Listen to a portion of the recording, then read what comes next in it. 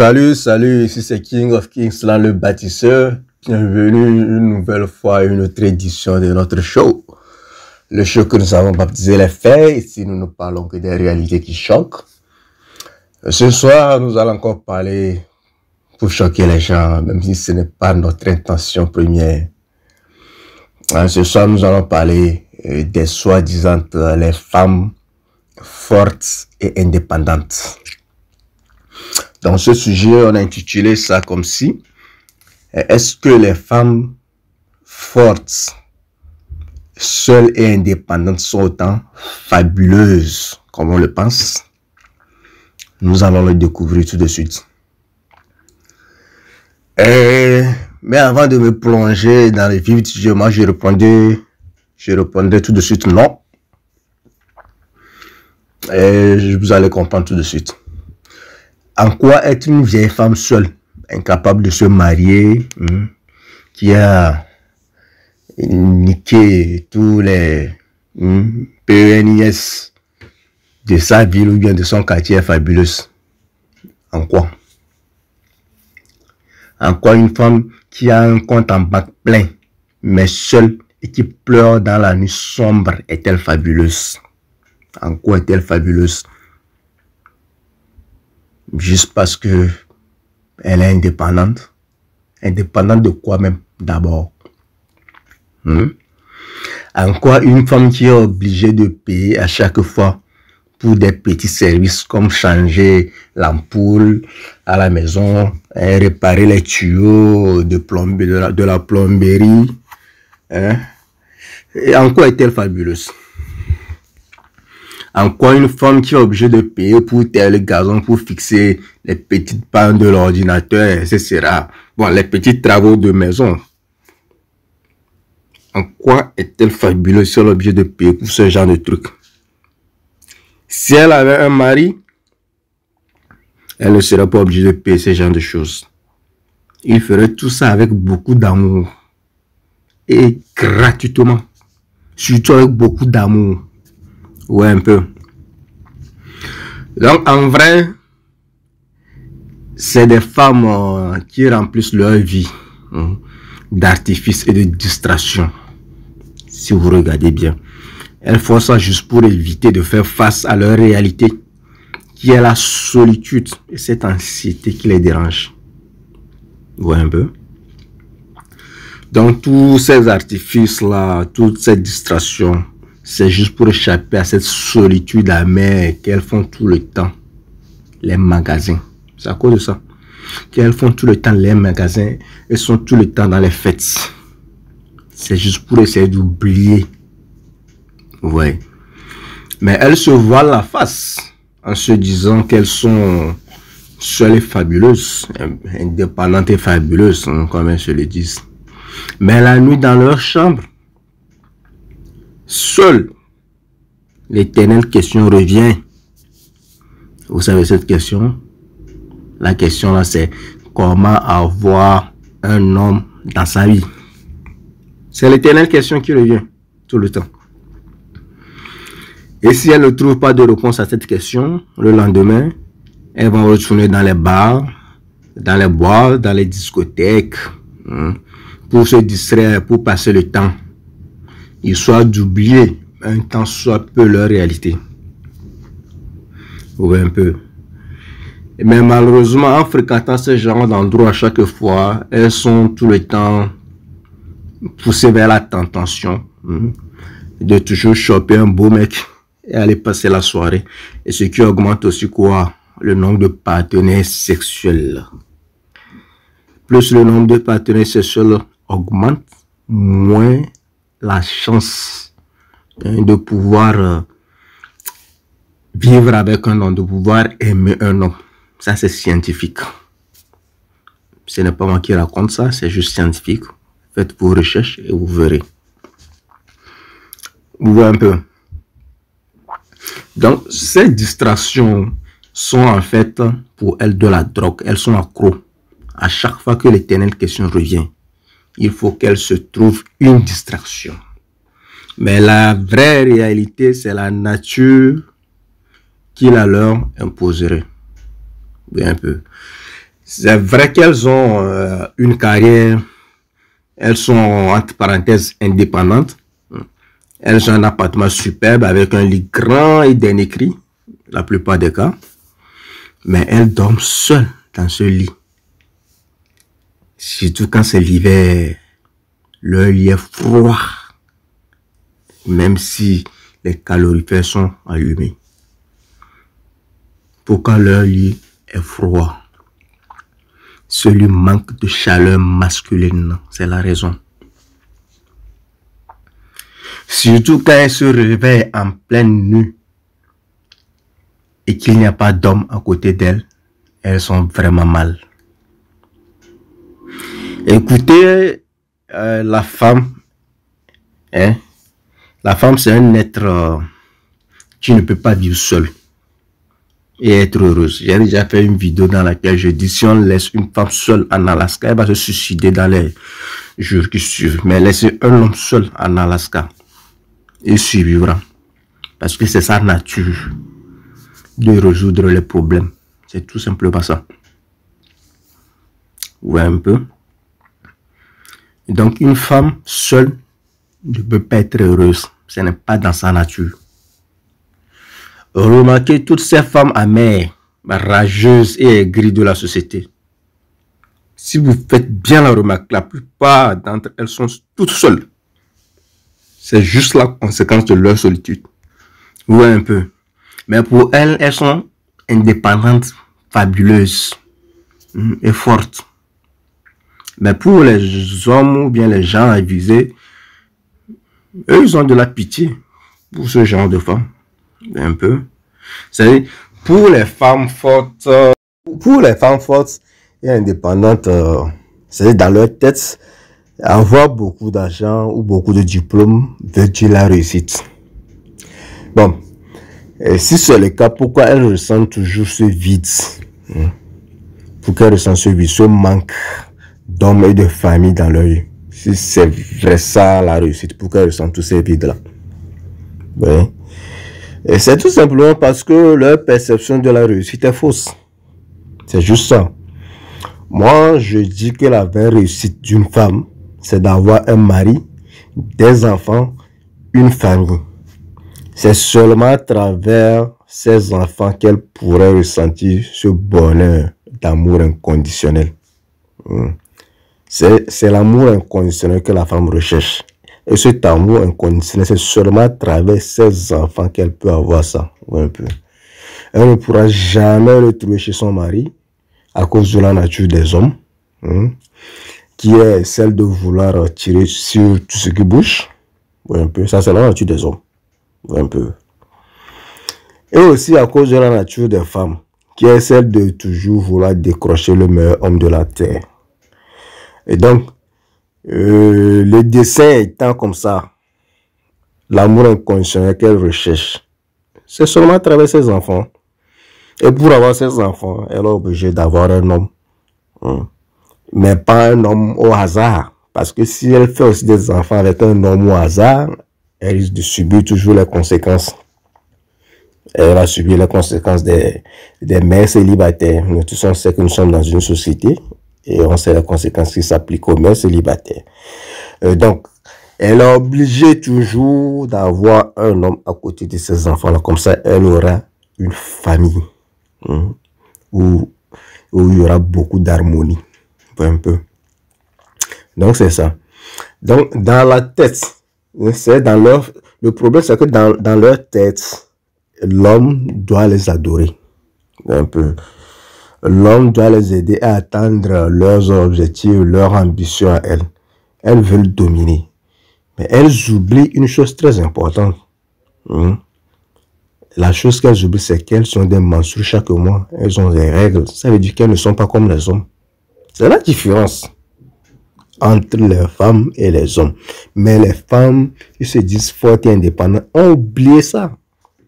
Elles ont oublié qu'elles ont des règles chaque mois, en tout cas dans une période donnée de leur vie. Voilà un peu. Ça, c'est juste un signe pour leur rappeler qu'elles ne sont pas comme les hommes et que leur premier rôle en tant que femme, c'est de trouver un homme et de faire des enfants avec lui. Afin que ce dernier les aide à élever ses enfants. C'est tout. Parce que quand on fait les enfants, même la plupart du temps, les enfants, en Afrique, on a vu de dire que les enfants appartiennent au père. Mais ce n'est pas véritablement vrai. Parce que les enfants, quel qu'en soit les cas, quand ils vont grandir, la première personne qu'elles aideront, c'est leur mère. Nous sommes c'est. Les enfants, c'est pas, ils ont cette attirance beaucoup plus vers leur maman. Donc la femme, elle aura toujours besoin de son homme. Parce que l'homme doit aider ses enfants-là. Un peu. Quand elle le fait seule, elle ne réussit pas vraiment. Vous voyez? Et donc, c'est ça leur premier rôle. Et si ce n'est pas le cas, la nature aurait fait aussi un VAGI à l'homme. C'est parce que chacun doit jouer un rôle dans la société, que certains sont des femmes et d'autres sont des hommes. Bon, maintenant que c'est comme ça, chacun doit respecter son rôle. Pourquoi certaines personnes veulent jouer le rôle d'autres personnes? Moi, je ne comprends pas en fait. Ouais, un peu. Ça veut juste dire que nous ne sommes pas pareils. Mais malheureusement, dans leur tête, à elles sont en compétition avec les hommes. C'est ce qu'elles pensent. Elles se disent qu'elles peuvent mieux faire que les hommes. Elles se disent qu'elles peuvent devenir l'homme. Alors que la nature les a créées femmes. Un peu. Moi, je crois que c'est de l'ingratitude envers la nature. C'est de l'ingratitude de leur part. De ne pas se contenter de comment elles ont été créées. Vous voyez, chacun est venu avec un sexe différent et chacun doit rester dans son rôle. C'est ça. Vous voyez. Donc, ce que ces femmes importantes ou bien indépendantes se disent entre elles, c'est souvent ce genre de phrase.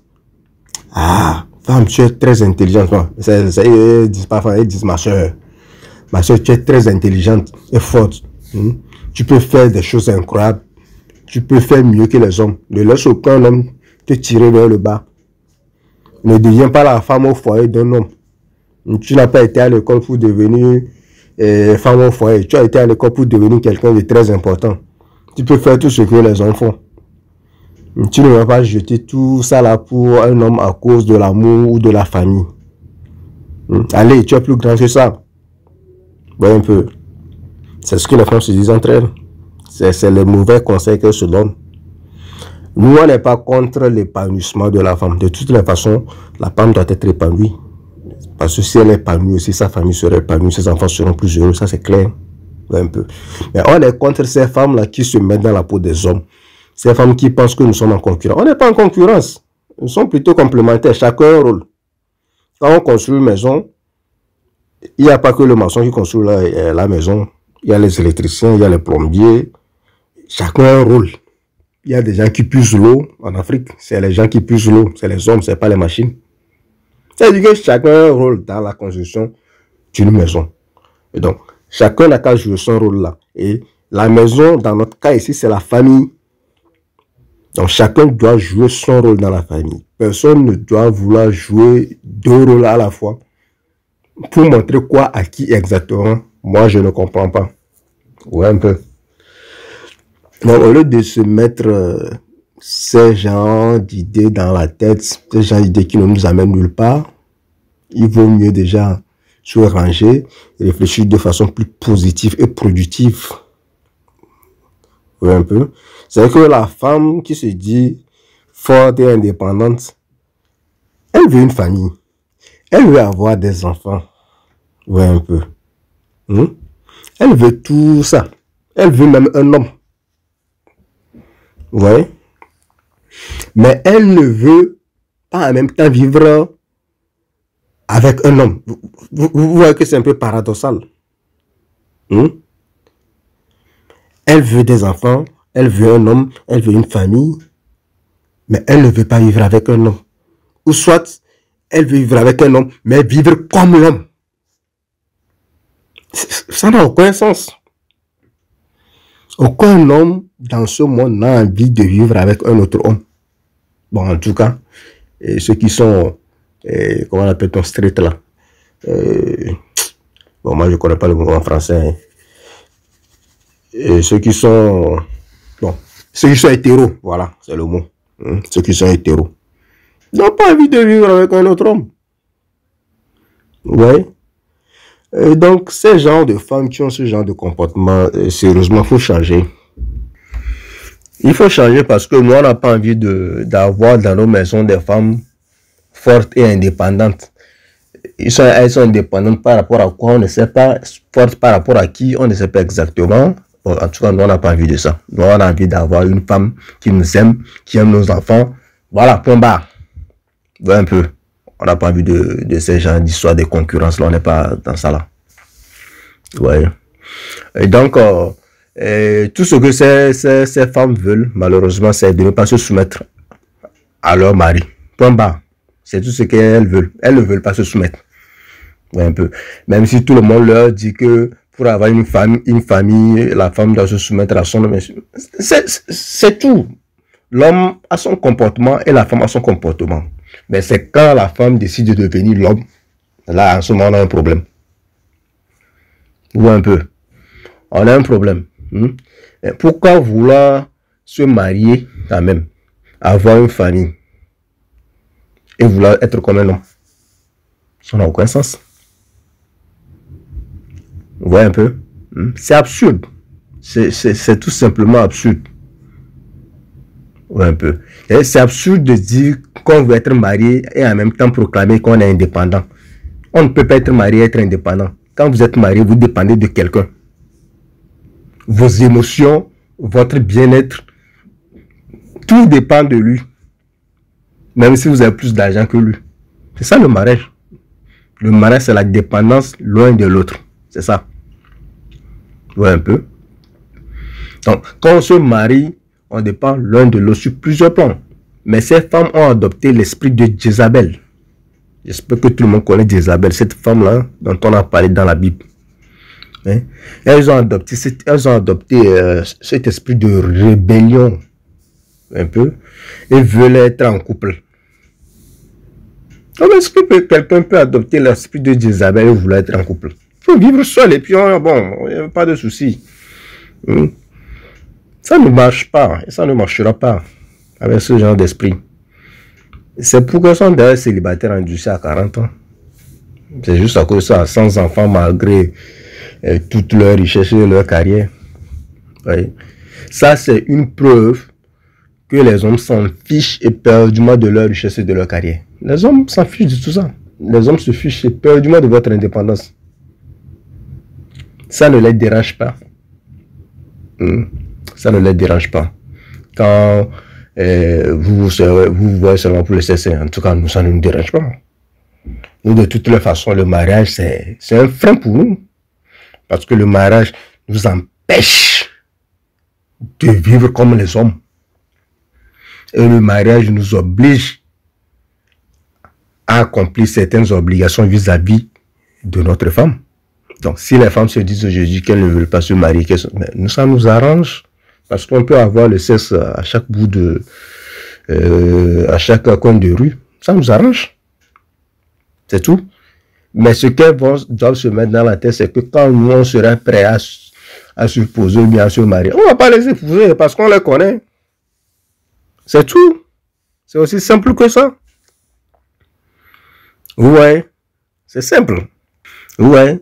Votre indépendance ne nous dérange pas, nous. Nous, ça nous dérange quand on veut se marier avec vous. Parce que on ne peut pas se marier avec une femme forte et indépendante.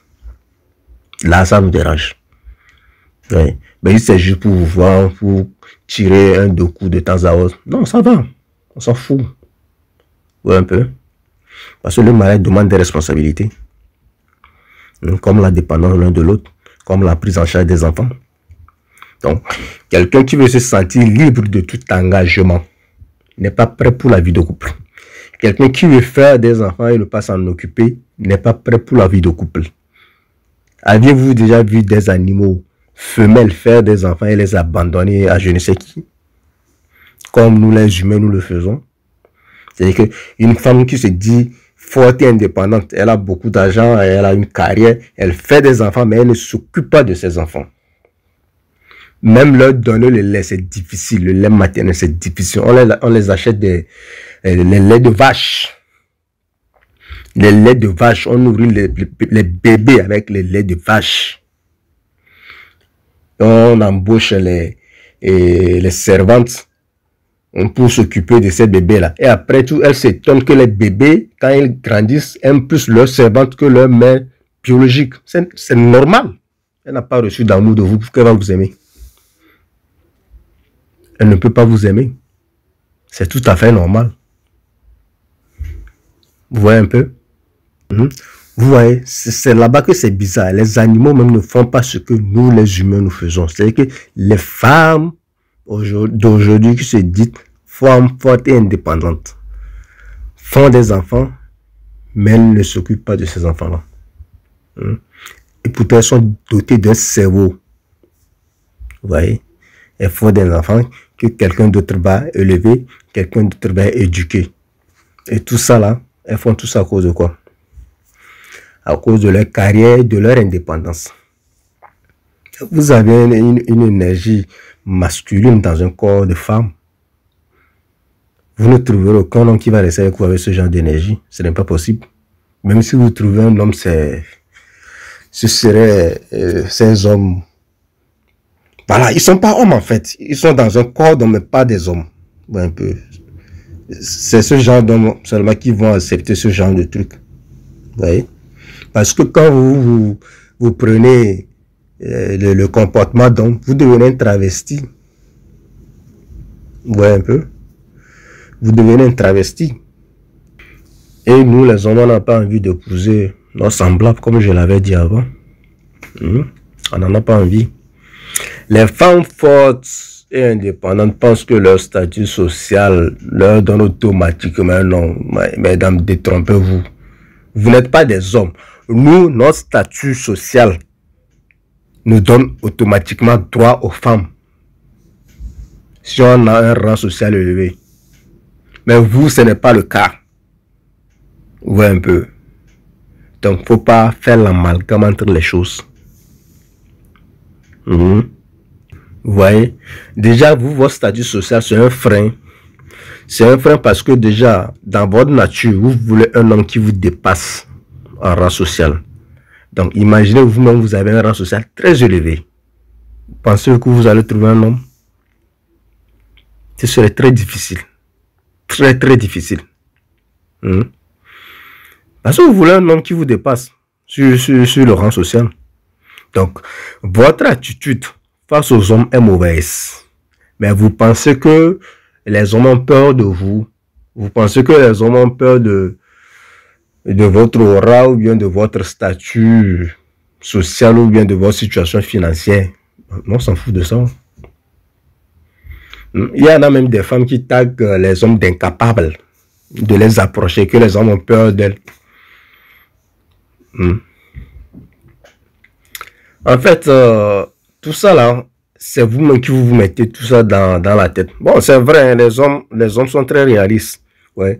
Un homme qui a un salaire de 1000 euros, bien 1200 euros par mois, s'il voit une femme, en tout cas, qui ressemble à une femme qui gagne peut-être 5000 ou bien 7000 euros par mois, il ne se fait pas trop d'idées. La seule idée qui se fait dans la tête, c'est celle-là, je peux, voilà, la cogner et puis bon, après tout ça s'arrête là. Il ne se fait pas l'idée de vous épouser parce qu'il sait comment la femme fonctionne. Il sait que la femme a besoin d'un homme plus élevé en rang social qu'elle. Donc il ne se fait pas trop d'idées de mariage, mais il se fait seulement l'idée, si l'occasion se présente, voilà, de tirer aussi son coup. Ça lui vient l'idée. Vous voyez, mais il ne se fait pas des rêves comme les femmes se font des rêves. Donc, elles se comportent de cette façon et malheureusement, quand maintenant elles atteignent un âge critique qui les empêche de trouver un homme, comme elles sont très indépendantes et fortes, ce qu'elles font, c'est les voyages, les statuts sur les réseaux sociaux avec des objets de valeur. Bon, et les fêtes, bref, elles s'occupent. Juste pour fuir leur solitude. Un peu.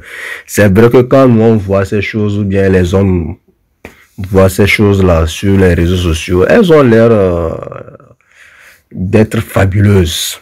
Quand vous voyez ça du dehors, ou bien du dehors, elles ont l'air d'être très fabuleuses, mais une fois seules, elles sont très misérables, très malheureuses. Moi, je n'ai rien contre les femmes fortes et indépendantes. Elles peuvent même monter sur les rings et boxer Mike Tyson ou bien Tyson et mes waiters, je m'en fous avec leur force, comme elles sont trop fortes. Moi, la seule chose qui me dérange, c'est qu'elles arrêtent de vouloir dénigrer les hommes, soit disant que les hommes ont peur d'elles. Aucun homme n'a peur de vous, mesdames. C'est tout simplement qu'un homme n'a envie d'épouser un esprit rebelle. C'est tout. Sinon, les hommes n'ont pas peur de vous. Vous dites tout le temps que vous n'avez pas besoin d'hommes, mais de temps en temps, vous appelez les petits pointeurs. Vous appelez les petits et du coin. Quand il fait sombre, et comme ça, personne ne les verrait venir chez vous. Vous les appelez en cachette pour venir vous piler. Ceux-là, j'espère que ce n'est pas des femmes. Ce que vous appelez là. C'est quoi cette hypocrisie notoire là? On n'a pas besoin d'hommes, on n'a pas besoin d'hommes. Ce que vous appelez pour vous piler, c'est quoi? C'est des femmes? Arrêtez-moi ça. Moi, je vous dis aujourd'hui que vous avez besoin d'un homme. Mais le problème avec vous, c'est que vous avez une estime de vous-même, une estime de soi trop élevée. Vous vous estimez trop, vous vous donnez trop de la valeur. Mais tout ça, c'est seulement dans votre tête que ça se passe. C'est quand vous parlez ou bien quand vous agissez, on a l'impression que vous n'allez pas au petit coin pour faire vos besoins comme tout le monde. Pourtant, vous faites aussi vos besoins. Bon, en tant qu'être humain qui fait ses besoins, je pense qu'il serait un peu plus sage d'être humble. Un peu. Ce serait plus sage. Vous voyez? Si votre vie se résume seulement à visiter les plus beaux endroits du monde, à coucher avec un nombre incalculable d'hommes en cachette, à projeter un bonheur de façade sur les réseaux sociaux ou bien sur l'internet, et pleurer chaque nuit quand vous vous retrouvez seul dans l'obscurité avec votre conscience qui vous demande des comptes, qui vous pose des questions, qui vous pose toujours cette éternelle question-là. Où est votre homme? C'est ça la question. Où est votre homme? C'est vrai. Vous vous disiez que vous avez des hommes qui vous courent tout le temps après, que vous avez des hommes avec qui vous couchez de temps à autre. Mais pourquoi ces hommes-là ne vous épousent pas? C'est la question. Si vous en avez, pourquoi ils ne vous épousent pas? Ça veut juste dire que vous avez un problème. Ça veut juste dire que ces hommes-là vous utilisent pour trois choses. Augmenter leur tableau de chasse, booster leur propre ego et se servir de vous pour des exercices ou des entraînements sexuels. Point barre. C'est pour ces trois choses qu'ils vous utilisent, vous les femmes fortes et indépendantes. Pendant que vous vous posez des questions avec votre conscience. Il y a même des femmes qui sont allées jusqu'à dire qu'elles n'ont pas besoin d'un homme pour faire quoi que ce soit, même pour faire un enfant. En théorie, c'est vrai. En théorie, c'est très vrai. Mais toujours est-il qu'elle aura toujours besoin de sperme pour faire quoi? La fécondation, que ce soit in vivo ou bien in vitro. Et ce sperme-là vient d'où? Ça vient d'un homme, ça n'est pas tombé du ciel, mesdames. Il n'est pas tombé du ciel, ce sperme. Il n'est ni made in China, ni made in Germany. Il vient d'un homme. Ouais, un peu. Donc, ce sperme, c'est un made in homme. C'est un made in homme. Il vient d'un homme. Ça provient d'un homme. Donc, en conclusion, vous avez toujours besoin d'un homme. Vous ne pouvez pas y échapper.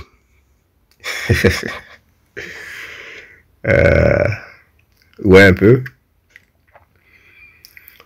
Donc, quand vous ne comprenez pas pourquoi vous êtes seul, c'est juste ce genre de choses que vous vous êtes mis dans la tête qui sont la cause. Vous vous dites que vous avez une belle carrière, de l'argent, vous allez à la mosquée, ou bien vous allez à l'église, vous êtes bien, un bon chrétien, un bon croyant, vous respectez les gens, vous êtes drôle, vous prenez soin de vous-même, vous avez votre maison, votre voiture, etc. Nous, on s'en fout de ça. Tout ça là, c'est bien, hein? C'est bien, mais ça ne vaut rien pour les hommes. Les hommes, tout ce qui les intéresse, c'est ça. Vous savez de quoi je parle, c'est le VAGN. Tout le reste là, c'est du superflu. Ils s'en fichent de ça. Vous voyez? Donc, ce que moi je vais vous conseiller, c'est que tout vaut bien là. Ramassez ça quelque part et vous allez élever vos enfants avec. C'est tout. Vous voyez? Le vrai conseil, c'est d'imiter la première femme du prophète, Mahomet. Et parce que d'après l'histoire, cette femme, elle avait confié la gestion de ses richesses au prophète Mahomet. Donc si vous êtes trop riche, parce qu'elle était très riche, hein, elle était très riche, peut-être 10 fois plus fou que même. Elle avait beaucoup d'employés qui travaillaient pour elle, d'après l'histoire. Mais elle a compris l'importance d'un homme dans sa vie. Donc, qu'est-ce qu'elle a fait? Elle a fait preuve d'humilité et a décidé d'avoir un guide dans la vie. Ce guide-là, c'est un homme. C'était le prophète Mahomet. Donc, la conclusion de votre vie veut dire tout simplement que tout ce que vous pensez posséder ou avoir comme bien ne vous comble pas. La seule chose qui peut vraiment vous combler, c'est d'abord un homme et ensuite une famille avec des enfants, avec cet homme-là comme papa de vos enfants, pour avoir une cohésion et une harmonie dans votre vie. Ouais, un peu. Tout le reste ne vous comblera pas. C'est juste du superflu. Et donc, devenez humble et trouvez-vous un homme, mesdames. Sur ce, je vais m'arrêter ici. C'était King of Kings dans le bâtisseur. J'espère que ce n'est pas rentré dans les oreilles de sourds. Vous passez une très belle soirée sous la protection divine. Ciao.